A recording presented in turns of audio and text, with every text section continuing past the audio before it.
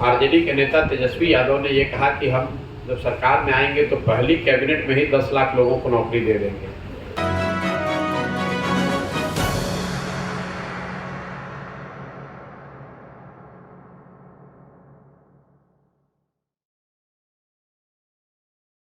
हम ऐसी कोई वादा करते ही नहीं है जो कि हम ना कर सकें। मैंने ऐसा कहीं नहीं कहा है।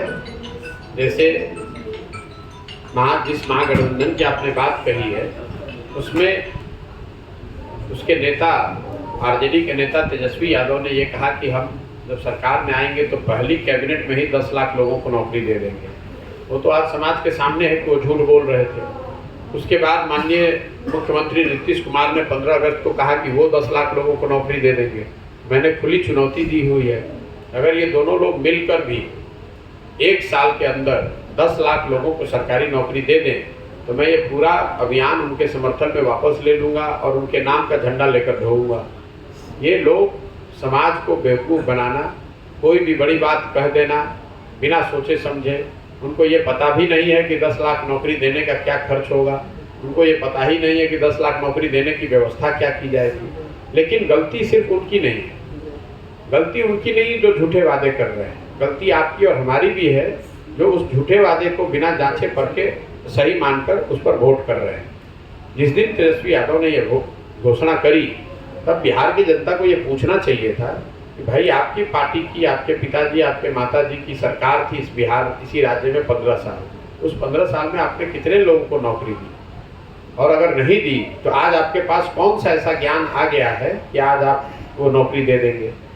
उसी तरह नीतीश कुमार ने 15 अगस्त को जब गांधी मैदान से घोषणा की पिछले साल, तो लोगों को ये पूछना चाहिए था कि भाई आप 17 साल से मुख्यमंत्री हैं, अगर 10 लाख लोगों को नौकरी दी जा सकती है या दी जा सकती थी तो आप इंतजार किस बात का कर रहे थे, पिछले 17 साल में दे देते। तो ये बातें तो भरी दोपहरी में आंख में धूल झोंकने वाली है। मैंने ये कहीं नहीं कहा कि युवाओं को कितने नौकरी दी जाएगी। मैं ये कह रहा हूँ कि बिहार में स्ट्रक्चरल चेंज की जो ज़रूरत है वो है शिक्षा। दूसरी योजना है जिसकी बड़ी चर्चा होती है वो है स्वच्छ भारत अभियान। स्वच्छ भारत अभियान की पेपर पर ODF स्टेटस होने के बाद भी बिहार में आज खुले में शौच करीब करीब हर गांव की सच्चाई है। और सिवान में स्थिति मुझे लगता है कि जो मैं 5 जिले गया हूं उसमें सबसे खराब पश्चिम चंपारण में दिखा, उसके बाद दूसरा सबसे खराब मुझे सिवान में दिख रहा है। गोपालगंज और पूर्वी चंपारण में स्थिति थोड़ी इससे बेहतर है। सिवान में हर गांव के बाहर खुले में शौच बिल्कुल हर गांव की सच्चाई है। बिना गमछा नाक पर बांधे हुए आप किसी गांव से निकल नहीं सकते हैं। लोग बताते हैं कि शौचालयों के बनाने की इस योजना में व्यवस्थित तरीके से हर शौचालय पर 2000 से 4000 रुपया घूस लिया गया है। पैसे ले लिए गए, लाभार्थियों को 12000 रुपये दिया गया। शौचालय बना कि नहीं, उसका उपयोग हो रहा है कि नहीं, इसकी चिंता किसी ने नहीं की है। तीसरी बड़ी योजना है आवास योजना, जिसको पहले इंदिरा आवास योजना कहते थे, अभी प्रधानमंत्री आवास योजना कहते हैं। ज़्यादातर लाभार्थी गाँव में आज भी इंदिरा आवास योजना वाले ही हैं, उनकी संख्या ज़्यादा है। जिनको पीछे 25, 30, 40 सालों में कभी 20,000, 25,000, 30,000 रुपये मिला है। प्रधानमंत्री आवास योजना जो आजकल चल रही है जिसमें लाभार्थियों को 1,40,000 रुपये प्रति घर मिलना है, उसमें सभी लोगों ने बताया कि कम से कम 20-25,000 रुपये। बहुत लोगों ने ऐसा कहा कि बीजेपी के बहुत लोग कौन क्या कहता है, सबका जवाब देने के लिए तो हम बैठे नहीं हैं। हम जो कर रहे हैं वो आपके सामने है। सर, मुसलमानों को लेकर चलने की बात कर रहे हैं और मुसलमानों के लीडर है जो मोहम्मद शहाबुद्दीन, मरहूम मोहम्मद शहाबुद्दीन के परिवार पे आप कुछ भी नहीं कह सकते, चुप क्यों ना?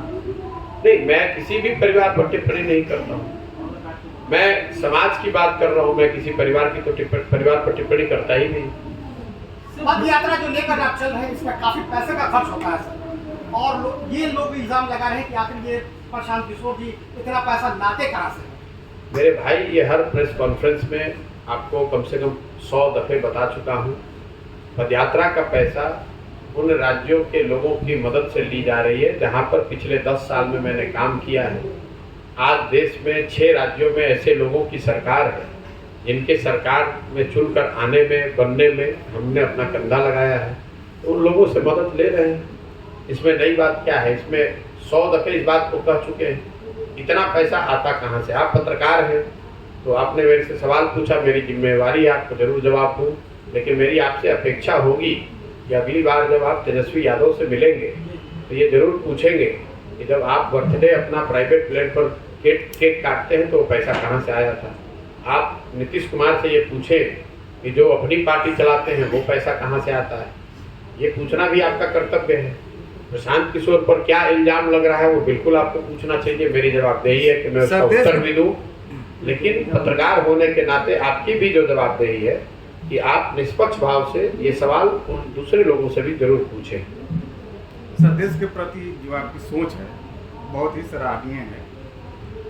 क्या अगर पार्टी का आप डांस भी करेंगे नई पार्टी बनाने के?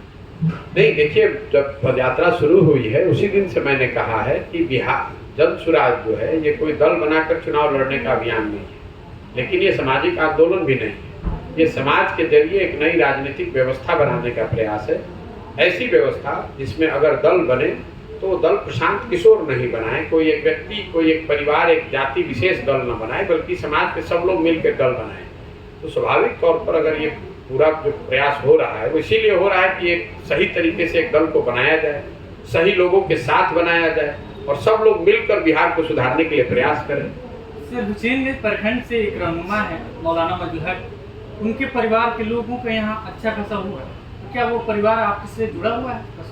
मजहरुल हक साहब के पूरा परिवार के लोग आज से नहीं 6 महीने से हमारे साथ चल रहे हैं। उनके जो ग्रेट ग्रैंड सन हैं वो तो रोज ही हमारे साथ चलते हैं। सर, जो भ्रष्टाचार उनके घर गए हैं, उनके